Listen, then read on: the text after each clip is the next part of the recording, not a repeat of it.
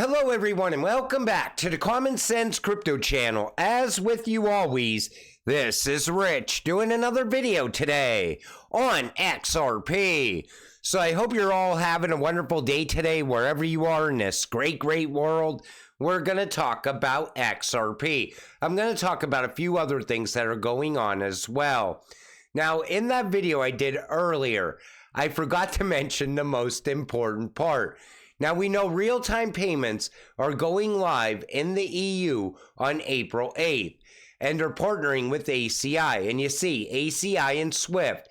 ACI supports around 9% of global SWIFT traffic and approximately 30% in the United States.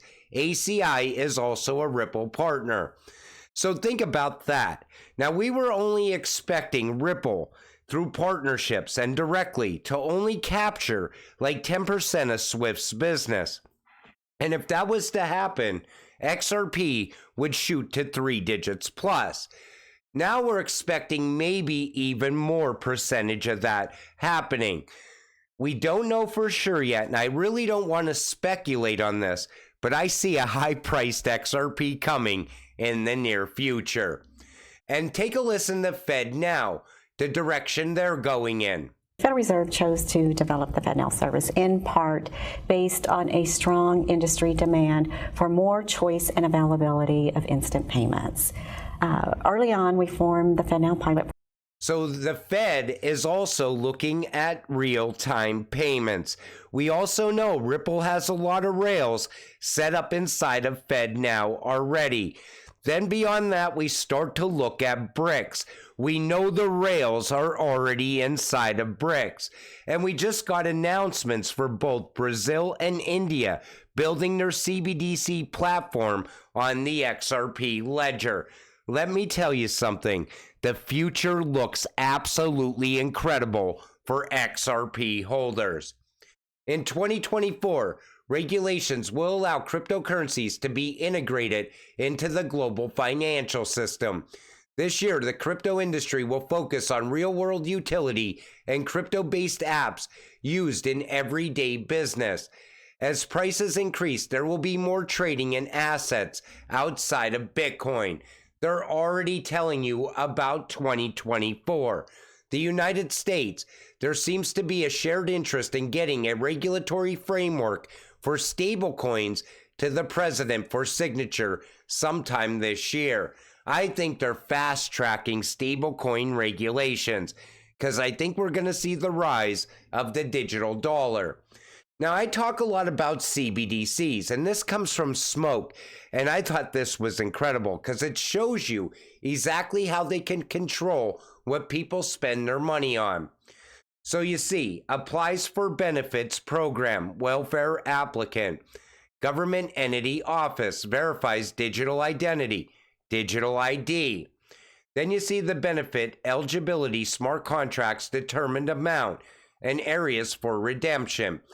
But then you see buys food from grocery store with benefit wallet, healthy eating tokens added to wallet balance, so you'll have incentives for eating healthier. Then you see unhealthy food purchase. They could just stop that from happening before it even happens. That's how they will control what you spend CBDC on in the future. And everybody's already pushing for that whole idea of universal basic income. They don't realize that it's going to affect every aspect of their life until it happens. Gig economy booming 15x faster than traditional jobs. Whether you're a freelancer, business, or platform, learn how Tranglo business accelerates growth and payments, ditching slow traditional methods. Tranglo, a Ripple partner. So you see, online platform payments noted that the problem with hiring overseas talents ultimately lies in how to pay freelancers in their local currency. To be able to do so seamlessly, both parties, you and your freelancer, face high administrative fees, especially with different currencies, and a need for more transparency. Through Tranglo, that all changes. That could change people's lives. It could give them more opportunity. And nobody wants to wait 2 and 3 days to get paid. And nobody wants to pay those fees that are involved as well. This is how game-changing RippleNet technology actually is. And when they bring in the secret sauce, XRP, it's even more game-changing. Coinbase skips XRP in new U.S. regulated futures products. The disrespect continues, even with clarity. Now, I don't know why Coinbase left XRP out, and most likely you're never going to get any kind of statement from Coinbase. They don't seem to answer anyone. But it's nice to see that people are pointing this out. Even Eleanor Tourette did, but no XRP futures.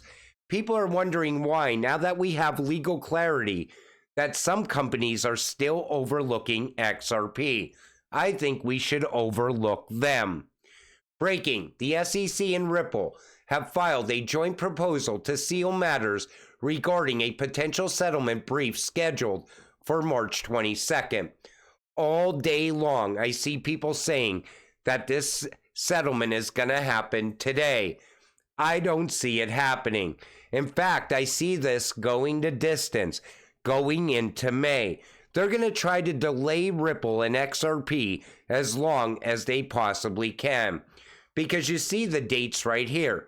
March 22nd, SEC files its opening remedies related brief and supporting declarations and exhibits under seal.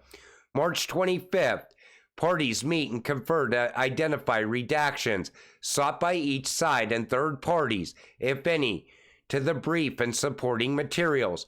March 26th, the SEC files a public redacted version of the brief, making only those provisional redactions requested by the parties and third parties. Then beyond that, we get all the way up until May 6th. That's the SEC's reply that's going to happen. And Ripple's opposition happens on April 22nd. I think we're going to be waiting for that case to settle. Hopefully it happens sooner than later.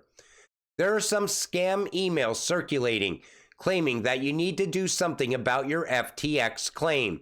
Don't use the links in those emails. You can check the status of your claim at the official portal.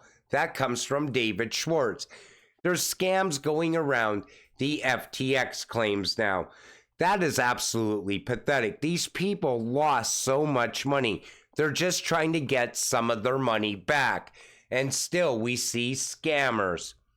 Imagine the current administration intentionally destroying its #1 U.S. company along with all the pension funds invested in it at the worst possible time, almost as if it's coordinated. Take a listen. The Supreme Court defines monopoly power as, quote, the power to control prices or exclude competition. As set out in our complaint, Apple has that power in the smartphone market. Now, having monopoly power does not itself violate the antitrust laws, but it does when a firm acquires or maintains monopoly power, not because it has a superior product or superior business acumen, but by engaging in exclusionary conduct. So it looks like the DOJ is suing Apple. Maybe because of this right here. The second largest Apple store in the world opened in Shanghai today. Tim Cook was there, of course. Last year, Apple sold more iPhones in China than in the United States. And, you know, this is also coming at a very strange time. I think every company that's somehow tied to China, the U.S. is now going after every single company. Schwartz says Ripple could sell XRP on exchanges if it wanted to hide XRP sales. Now people are saying that Ripple is dumping XRP and hiding the transactions. David Schwartz says Ripple can sell all the XRP we want on exchanges with less accountability than doing so on blockchains. Now, people have been tracking all of Ripple's transactions. So if they wanted to hide them, David just told you how they can do that. However, that's not what they're doing. But everybody will continue to FUD on XRP time and time again. Sai, again with the ETH misinformation as we await a decision on ETPs. Okay, let's talk about some basic facts about Ethereum. Millions of Americans hold ETH. It has been vital to crypto since its 2015 launch, and ETH is a commodity, not a security. This comes from Paul Grohl.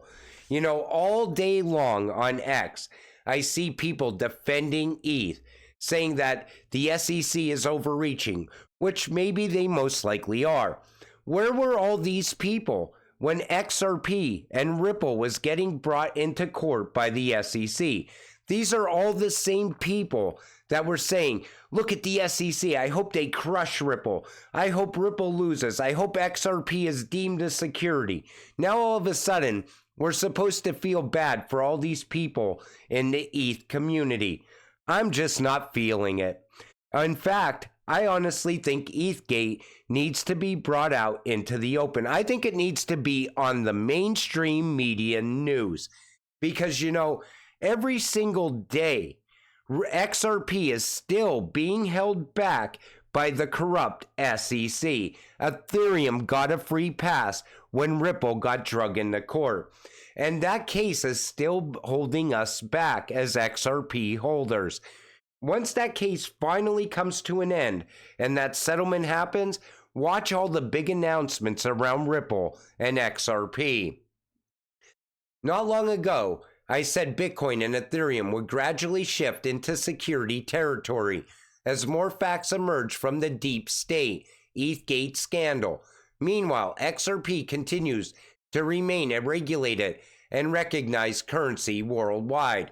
That comes from Black Swan Capitalist. And I've seen a lot of other people saying kind of the same thing. They said where we're at right now in crypto is that ETH now getting brought into court is happening at this specific time for a reason. A lot of people even think that we're going to watch all the money pour out of Bitcoin, and retail is going to get crushed when it happens. They're going to end up losing everything.